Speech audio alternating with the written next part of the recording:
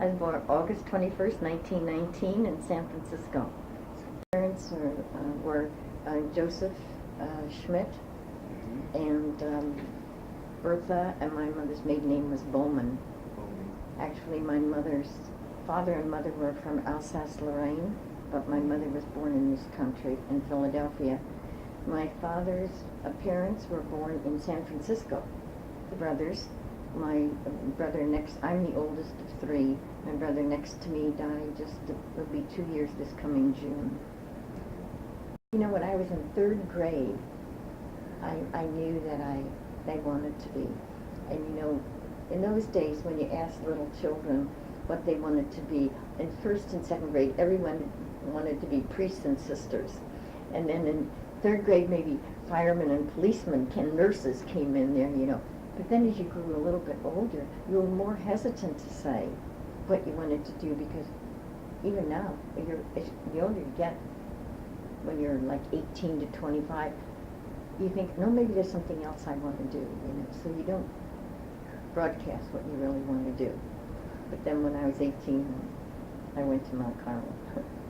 Yes, I did. I taught at St. Vincent's School, which was about 2500 North Kenmore, which is on the north side campus of DePaul. And I taught 5th grade there for a year and a half, and I went to DePaul to school. At that time, DePaul's downtown campus was on, I think it was 64 East Lake Street. And we went to school on Saturdays and then during the summer. Even though I was just there the year and a half, that's what I did. I was at that time taking education courses and English courses, because I was going to be an English major, which I eventually became. When I first came here, I was assigned to the education department, and I taught reading methods, math methods, philosophy of ed, American ed, and I supervised the student teachers. And it was just great fun for me to supervise the student teachers, because it gave me an opportunity to go into the schools, because I miss those young kids. I miss those little kids, because I had so much fun with them. I coached their teams. I coached the women's, or girls, basketball, volleyball,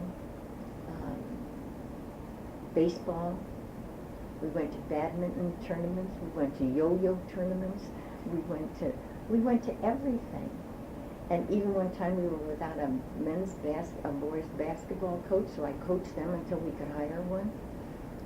So, and we did well. We went to CYO. We went to quarterfinals. It was exciting. And those kids used to get so tired, they never got into mischief. So I taught in the education department until 1967, 61 to 67. And then I became an assistant dean. And it was too hard to be juggling. When I was in the office, I thought I should be teaching in the classroom. When I was teaching in the classroom, I knew there were people waiting for me in the office. So then I became into administration ever since then. But then when I was doing all that, I was also going to I went to Northwestern several summers for reading methods to keep myself updated on all that. In that time, we acquired, or let me say, more minority students applied to Mundelein, especially blacks. Not so many Hispanics, but more black students applied. And they became more integrated at that time than they were in the 70s. In the beginning, Mundelein always had some minority students, but those were mostly international students. They were from other countries. The Chicago black population had not yet tried to come in, into the white institutions, but they were gradually coming.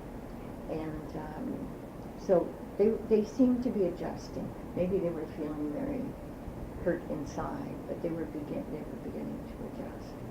Mundelein was actively recruiting minority students. We wanted a mixed population.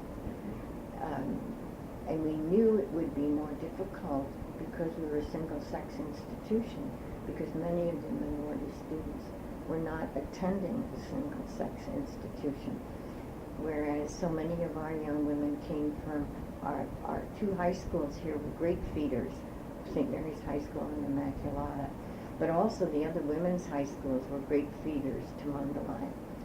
And so we knew it would be more difficult.